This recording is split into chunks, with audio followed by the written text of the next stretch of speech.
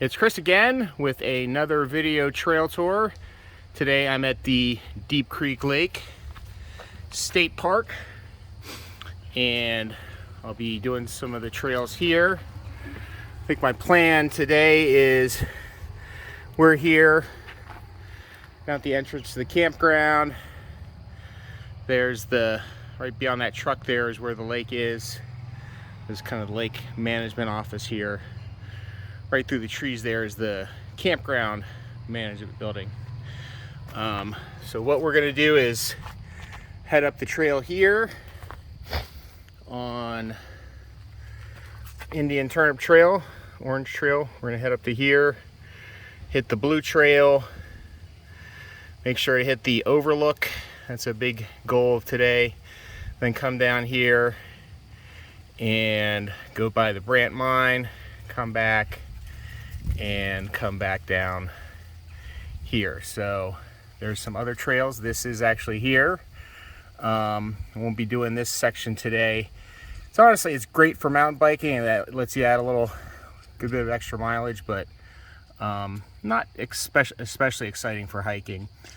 And there's also another new section up here up next to Cherry Creek Cove, and this is pretty nice. This is a pretty good area here.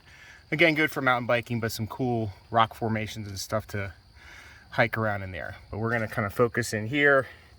It's a nice fall day, so we're definitely gonna hit that overlook, then go back down and go by the mine and check that out a bit. So we'll get what we can out of the today here.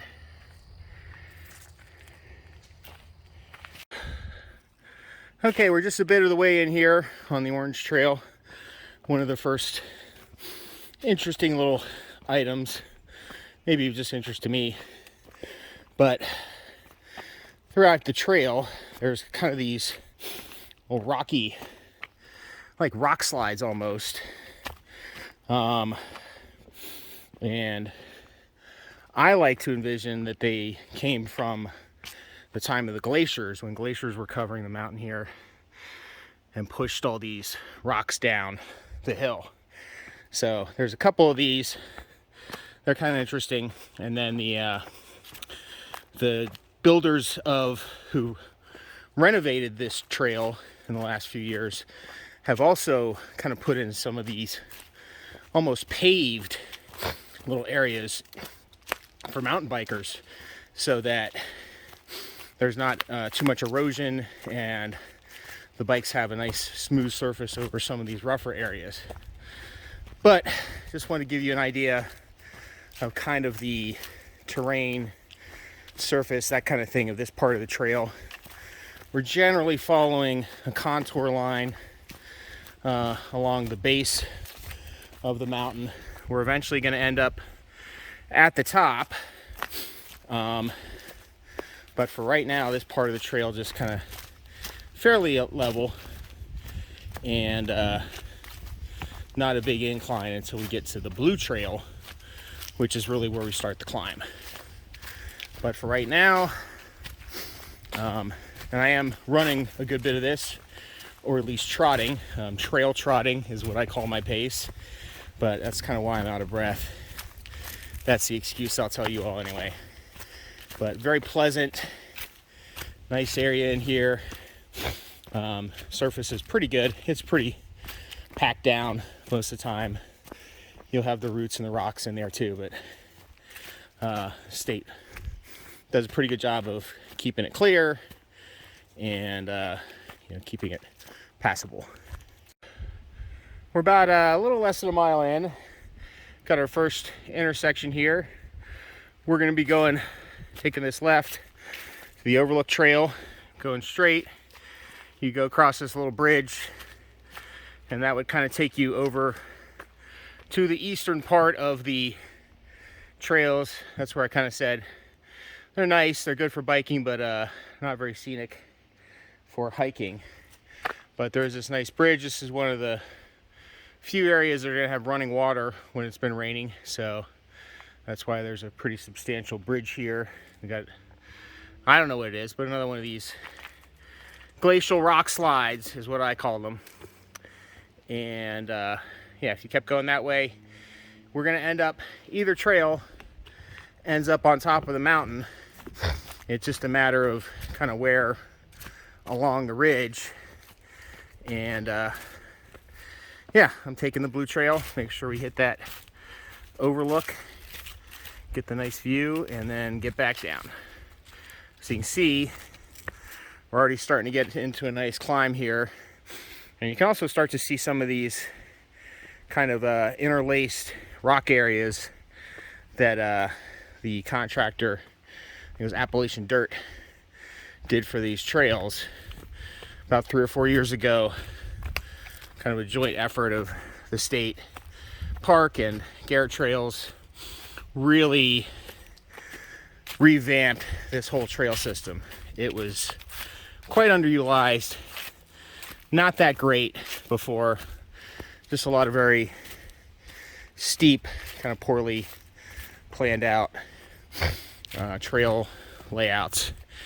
And now the word is among mountain bikers that this is a really great trail system. Seems like a vision of hell to me to be riding a bike up these hills, and then a terrifying vision of hell to be riding down them. But people love it. I can see it. I do love kind of running these trails. I mean, I think a point I've made sometimes before of sometimes trails for bikes are a little more windy and twisty than a footpath would be. But if it gets more people out here, then that's the goal. You can already see kind of the climb that we've done, and then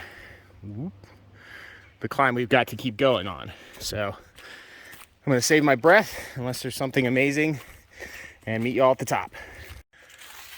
Okay, I lied. It's about 5 steps from when I stopped the last video, but I wanted to show you something here of some more of the kind of interlaced rocks that the contractor did here.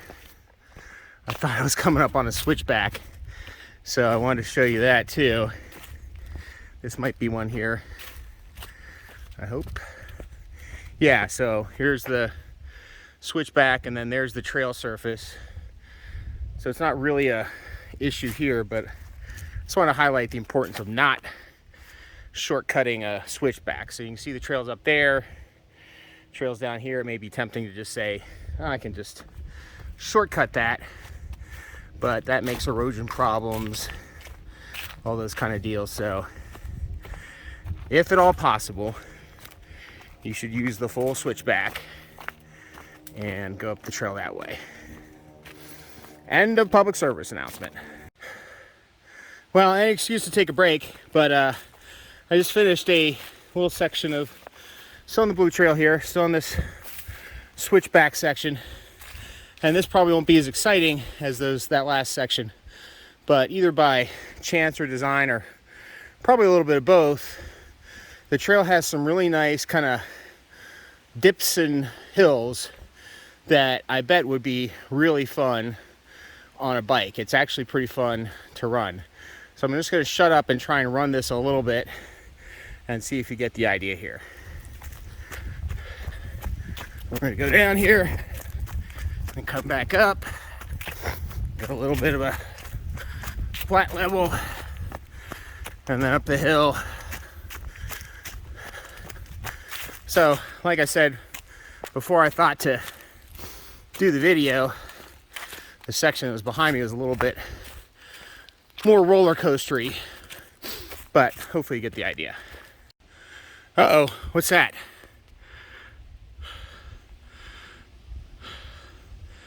Yeah, it's just a big lump on the tree. Call this false bear tree. But every time I'm on this trail and I first get a glimpse of it, it's like, ooh, bear. Nope. Just a burl, which is essentially a diseased growth. But people make those into mantles and all kinds of stuff. But that is one of the bigger ones I've ever seen. And when you just are kind of not fully paying attention, it can definitely look like a bear up a tree.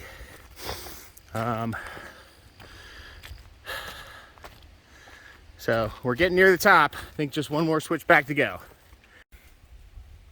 Okay, we have essentially made it to the top of the hill at this point.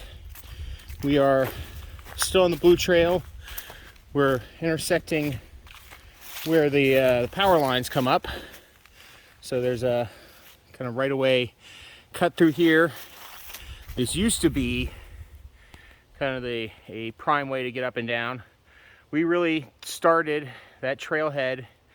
The sign that we were looking at is down at the bottom of these power lines. So down at the bottom of that hill is where we started. Up at the top here, there's an old fire tower that's closed to the public, but it's actually, the state park usually opens it up a couple of days in the fall. It's actually open Saturday for autumn glory and all that. And then some cell phone towers, some utility stuff on the very top of the mountain up here. I mean, there is a trail you can go up, but it's not very exciting. But there's more trail access up there. Like I said, these used to be the main way people would get up and down. It's not an official trail anymore, but it's still usable. It's very steep, very rocky. Rocks will slip out on you. So I don't recommend it for most people. It takes a little longer to do the switchbacks, but it's a little nicer, a little more relaxing than the stress of going up or down that. And we'll just finish out here to go to the overlook for the blue trail. So I'll see you over there next. Okay, here we are at the overlook, and a nice little observation deck here. But it's been a couple years since I've been up here, and not quite the view that it used to be. You get a really nice kind of shot through the trees there, and you can see some nice fall coloring. See a little bit of the lake. This used to be a lot more cleared out, and you know, it's that give and take between, you don't want to clear cut a bunch of trees, but you don't have a great view unless you clear cut a bunch of trees. So you get a little, you know, little bits in here and there through the trees. You can see some nice views. You know, it's always better in person too. The camera never quite shows it off as well, but it's just a nice, cool spot to hang out too. You can kind of take a break after you made the big hike, and we're gonna head back down the hill here and swing by the mine and on our way out. So getting up here was I'll have to look on my activity tractor, a little bit over 2 miles, and I'll see how much time it took me to get up here. Been coming down the blue trail here from the overlook. There've been a nice series of these paved, what I call them, sections of this, you know, interlaced rock work to kind of create a smoothish surface for mountain biking. So you can see you got a nice, you know, not perfect, but creates a interesting but rideable surface if you're biking down here. So it took me about 45 minutes to get up to the overlook platform there from where I started the trailhead, and working my way back down, probably about that same amount, maybe a little less, but it's about the same trail distance, just maybe a little faster going down. You still get these nice kind of paved rock sections. Did a real great job on these. Very cool, and from what I've heard, very rideable. So next stop probably is the mine. This is the red trail. We're on Beckman's Trail here. That was the blue trail back there. We're gonna go on this and go to the mine. You can see the pickaxe and shovel sign. So we're gonna go up this way, check that out, and then loop back down around to where we started. So here we are at the mine on the ground. That is real coal. Gotten asked a couple times of, is that really coal? Yeah, they didn't bring it in just for this. And this is a mine that operated in the 1800s. And, you know, the operators dug into the hill here, mined the coal and sold it locally. They had a bit of a rail system essentially to get down to what is State Park Road today, but a couple little mine cars just to take it down to where the road would be. And little tipple here. Maybe they didn't go all the way down to the road.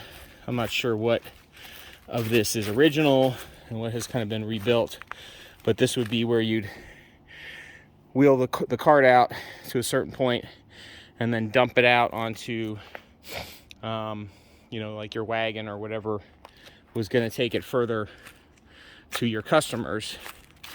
But yeah, I don't know if this is, I doubt this is an original building. Probably just a little mine storage building. And yeah, this is pretty much collapsed now. When I was a kid, you could go in pretty far. I don't remember how far, but it was pretty scary. All I had was like the old D-cell flashlight back in the day. But yeah, it's just largely collapsed in on now. And just a cool, interesting reminder of, you know, the legacy of coal mining and timbering and extraction resources that were and still are to some degree parts of the economy of this area. There's still active coal mining, still a lot of timbering here, and you know, kind of we often forget how things come to be. So they still have people digging underground, going underground every day, doing a very dangerous, dirty work of coal mining, and people cutting down trees, which I think is even more dangerous as far as the job classification goes. And those people out there doing it every day. And you know, that's a lot of what our modern existence relies on, are people doing those type of jobs. So it's a good reminder. Guess you got two little sermons for the price of one in this trail tour.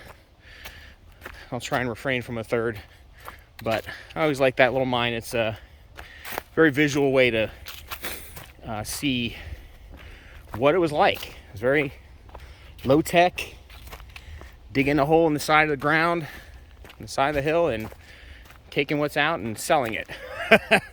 That was essentially it. So we're back on the red trail now, and we'll wrap up. May do one more stop if there's something interesting, but maybe this is the last one before we end. So we'll see. This is the access point for a good many people come onto this trail system. So I just want to show you how this looked here. There's a lot down there across State Park Road, and a pretty big lot. A lot of people cross the road here, come up here and access the trails this way. So you may end up coming this direction to hit these trails. And of course, big attraction is the bear trap. You know, it'd be loaded with some sort of bait and have a trigger system so that the door would slide down and trap your bear. You know, they'd transport them away to somewhere else so they weren't a hazard. They are becoming more of a nuisance all the time, and it is becoming an issue to deal with bears. You know, in the last 10 years or so, they've begun a hunting season for bears, and that seems to have done some to control the population. But there's, you know, the good news is that I don't know if they reached endangered species status, but they were almost non-existent in Garrett County. Now they're almost too existent. But, you know, that's like I was saying with the overlook. It's kind of a give and take of how much we want to be in nature and how much we want to leave it alone, but then not be able to enjoy it as much. So there are definite compromises with everything. But we'll be cutting through the campground here for the last little bit. Actually, I hadn't really realized this when I started walking here, but that's okay. The other branch of the trail kind of takes you above the campground. Then you've got to come back down through some switchbacks to get back to the trailhead. So I'm okay with this. I'll just run the rest of this on the campground. And I wanted to point out the Discovery Center too, so this all works out. Okay, and we're back. About 4.7 miles, maybe an hour, 15 minutes overall. Started here, went up the orange to the blue, did the overlook there. That's where the fire tower, you know, the power line cut is. Looking up the hill, you can see it here. And we did the switchbacks. We did not go on the orange trail, went to the red trail instead. Did the little detour for the Brant mine. Came back down, cut through the campground. And I didn't get a good shot of the Discovery Center, but I'll do that here. Ended up there. One thing I forgot to mention, I think there's a sign somewhere here. Maybe not. It is hunting season right now. Oh, right there. So be aware of, September through January. There's significant hunting season. I mean, November is really where the rifle season is, what you should really be aware of, but it's active pretty much all through the fall, and that's good to be aware of as well.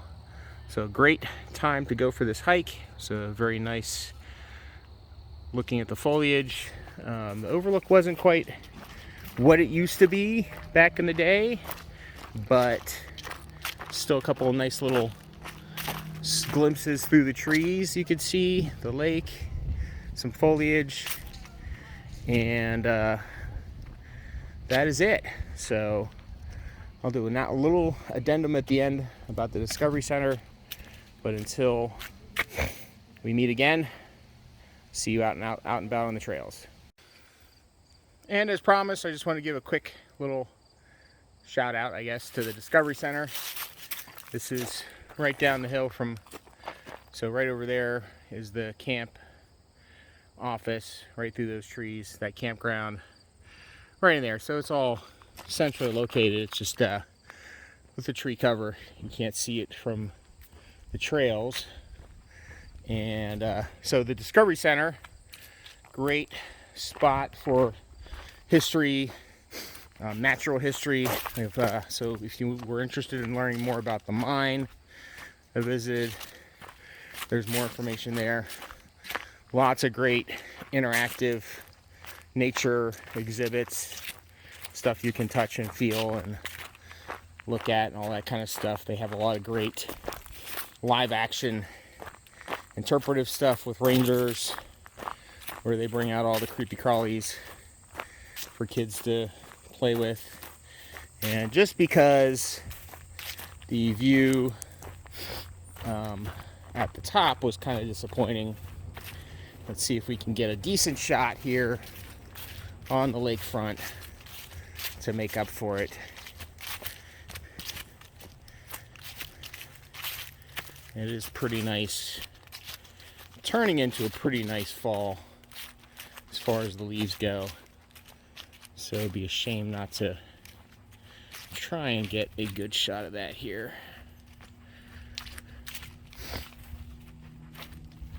But they have a butterfly house here where they're not quite raise, but foster the growth of monarch butterflies. So that's actually see a lot of monarch butterflies around here, I think largely due to that program, and some great stuff. So there's the front of the Discovery Center, if you consider the side facing the lake the front. And yeah, we're not quite at the golden hour here, kind of looking right into the sun, so it's really washing a lot of the color out. But you get a nice shot here. That's always, these maples here are some of the earliest to turn. They're usually like a nice red or orange. That's a pretty spectacular one right there. So, okay, I hope that made up for the lack of view at the top.